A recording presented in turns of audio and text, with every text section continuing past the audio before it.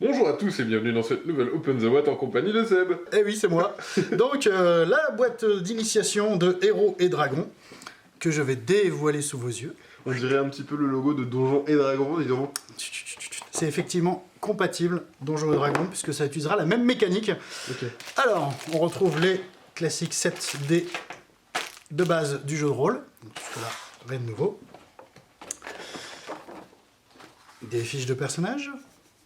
Oh, préconstruite. Exactement, pré-tirées. Pré-tirée, pardon. Pas besoin de savoir... Attention, il y a du verbage rôliste. Faut pas... Voilà, j'y reviendrai plus en détail de toute façon tout à l'heure. Hop. Donc c'est tout ce qu'il faut pour pouvoir jouer à Héros et Dragons, qui est un autre jeu. C'est ça. Là, on va retrouver l'écran de jeu. Un bel et grand écran.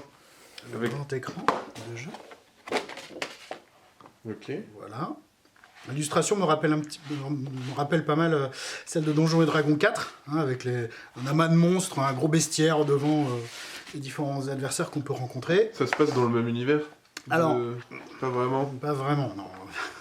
Là, on va aller dans les détails un peu techniques, donc je vais pas m'étaler dessus. Mais pour l'écran, donc on retrouve tout ce qui sera les actions de combat, donc toutes les informations nécessaires au combat. Hein, ça a l'avantage d'éviter de regarder dans le livre de base à chaque fois les informations. Là, on est derrière l'écran, on a tout de suite, alors il me faut, qu'est-ce que c'est le modificateur pour telle ou telle action, ou tiens, ils veulent acheter ceci, combien est-ce que ça coûte chez l'aubergiste ou chez le marchand d'armure. Telle ou telle chose. Ouais. Telle ou telle chose. Et ce qui est assez marrant, moi ça m'a assez fait rigoler, c'est qu'il y a toutes les états spéciaux. Il y a des états spéciaux dans lesquels vont être les adversaires assommés, hébétés, paralysés et tout ça. Et ils ont mis des petits mèmes de personnages qui sont complètement figés là, et qui sont en train de tomber, ou qui sont en état d'hébétude, ou complètement... Là, moi ça m'a fait pas mal rigoler. Petite attention assez amusante. Voilà. Hop. Et voilà, et on a différents livrets que je vais étaler. Un jeu dont on est le héros. Ouais, alors ça c'est le petit coup de force, je trouve, de ce kit d'initiation. Voilà. Alors, on va commencer par le premier livret. Je vais écarter tout ça, puisque de toute façon je vais y revenir un petit peu plus tard. Alors, en fait, la particularité de ce kit d'initiation, c'est qu'on va commencer avec un livre dont vous êtes le héros, dans l'idée. Donc, on a une très jolie illustration, présentation du jeu, des belles illustrations. Qu'est-ce que Héros et Dragons? Voilà, ils en parlent. Okay. Présentation du matériel de jeu, avec les différents types de dés en détail, voilà, à quoi servent les différents éléments. Et là, on commence l'aventure. Alors, vous avez une situation de départ avec un personnage qui est là, et comme dans un livre dont vous êtes le héros, vous allez avoir une situation initiale, et surtout, des choix. Ça, c'est vraiment pas mal. Donc là, pour ceux qui connaissent un petit peu le jeu de rôle dont vous êtes le héros, hein, vous avez, si tu réussis, va au paragraphe 2, si non, va au paragraphe 1. Donc, à chaque fois, on a, en fonction de la situation, donc là, ici, ce sera sur un jet de dés, donc il va falloir lancer le D20, faire une opposition par rapport à 7, d'accord, donc avoir plus que 7. Si on réussit, et ben du coup, on lit ce petit pitch. Si jamais on ne réussit pas, on lit ce petit pitch, d'accord.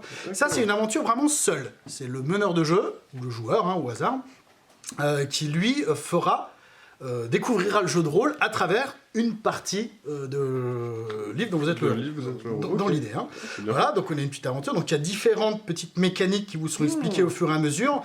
Voilà, à quel moment il faudra lancer les dés, les différents modificateurs à faire, quels sont les points de vie que vous allez perdre, etc. etc.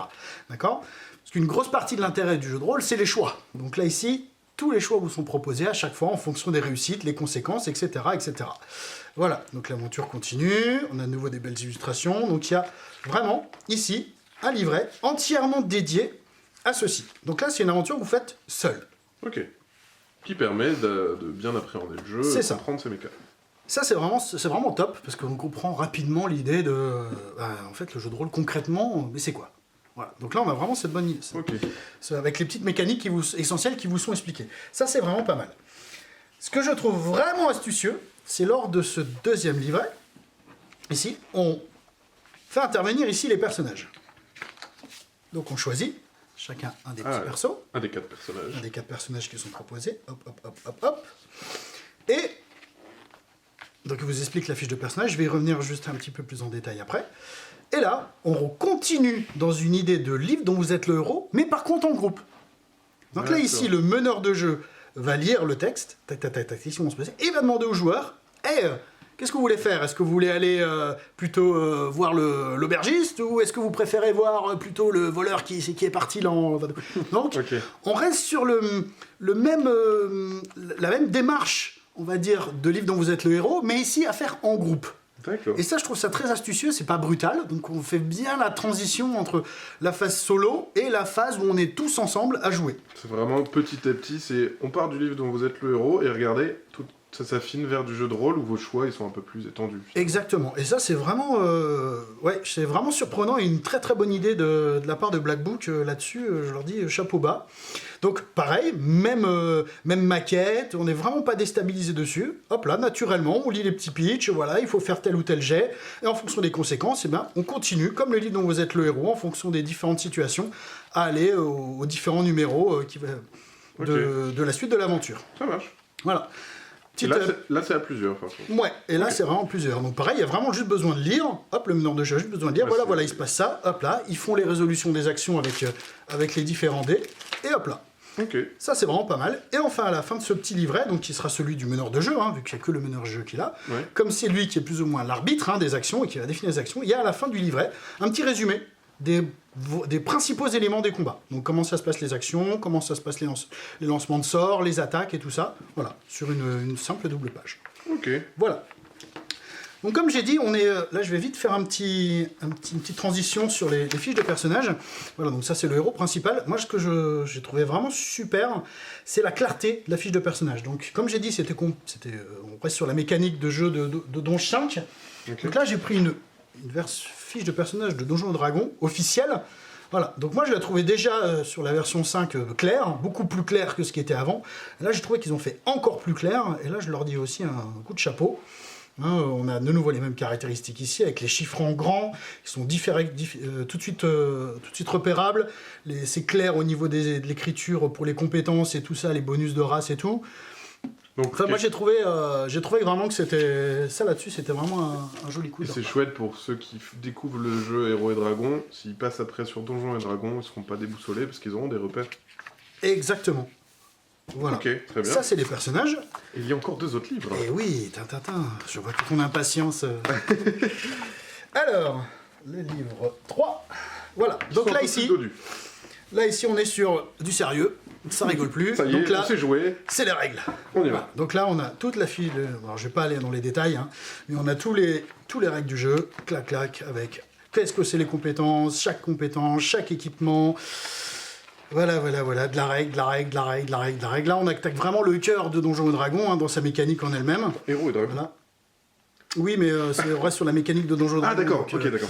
Vraiment, on est vraiment dans l'idée. Mais oui, c'est Héros et Dragons, avec des jolies illustrations, toujours sympa qui est... C'est top, tout en couleur. Et bon, je vais pas m'éterniser dessus. Quels sont chaque sort et tout dans les détails, etc. Voilà. Donc là, c'est vraiment la matière fondamentale. Et enfin... moi, je trouve l'illustration de la méduse vraiment super. J'aime beaucoup comment elle est. Je la trouve vraiment très jolie. Voilà, et là on attaque, alors toujours les petits conseils de Papy Donjon, ça c'est un classique de chez Cassius, le bon vieux Papy Donjon qui va donner ses petits conseils assez sympas aux débutants, bien pertinent en plus comme il faut, et là on attaque les scénarios, donc là vraiment c'est parti, 2 scénarios, voilà, qui commencent ici, donc là, et la caravane passe, donc là bon, je vais pas en dire plus, mais bon, je vais d'un point A à un point B, il va se passer différentes pérégrinations, donc on va avoir des mercenaires qui vont être avec nous, etc. Il va falloir amener une petite charrette. Alors c'est vraiment la continuité de l'aventure qu'il y avait dans le livre dont vous êtes le héros au début. C'est trop cool, ok. Voilà, donc au début on commence en solo, on découvre un petit peu le personnage de base qui est celui-ci. Et après, ça poursuit dans le 2 et 3. Voilà, ensuite il va rencontrer, bon je vais pas tout révéler, mais ensuite il va rencontrer... Exactement. Il va rencontrer un personnage, et puis ensuite il va rencontrer ces personnages-là, et puis finalement ils vont faire un bout de l'aventure ensemble. Ok. Voilà. Donc, donc là il y a différentes pérégrinations, résumé de tous les personnages importants en fin de scénario, et puis un deuxième scénario beaucoup plus long. Alors celui-là, l'avantage c'est qu'il y a un petit côté politique, qui est assez intéressant dessus, donc là il va falloir commencer à il y avait une vraie intrigue. Là, on n'est plus sur j'ai un point A, j'ai un point B, il se passe des interventions diverses. Hein. Là, on est vraiment sur, il y a une cité, il y a une situation politique et tout, c'est compliqué. Voilà, il va falloir se démarquer. Ok.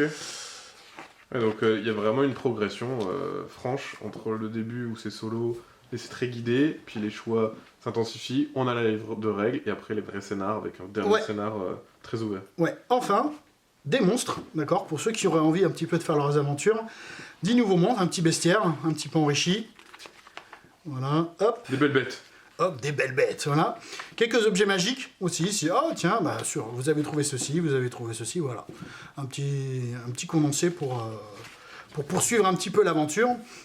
Alors, le kit est vraiment bien fait, j'aime beaucoup l'idée qu'ils ont eue, c'est vraiment génial. Oui. Par contre, mon petit regret à moi, c'est que contrairement à, je peux pas m'empêcher forcément de faire le comparatif avec Chronique oubliée, où dedans, on a un joli petit playmat, ici, dommage, c'est absent. Ça, c'est un petit peu dommage. Oui, pas de carte pour se repérer. Pas de carte pour se repérer. Et avec le kit d'initiation de Chroniques oubliées, il y a aussi de quoi créer ses personnages en information. Ah là non. Il y a vraiment les détails. Ici, il n'y a rien du tout. D'accord. Donc, on est obligatoirement obligé de passer par le livre de base voilà, pour avoir un peu plus d'infos sur la création de personnages. Ici, pas de valeur, il n'y a pas d'informations sur les valeurs à répartir et tout. Il n'y a rien du tout. Chose qui était présente dans le kit d'initiation de Chroniques oubliées. Ok. Voilà. Très bien, eh bien, je crois que tu as tout dit sur cette magnifique boîte d'initiation de Héros et Dragons. Eh bien, comme d'habitude, on vous fait des gros bisous, on vous dit à la prochaine, et puis ciao. Ciao.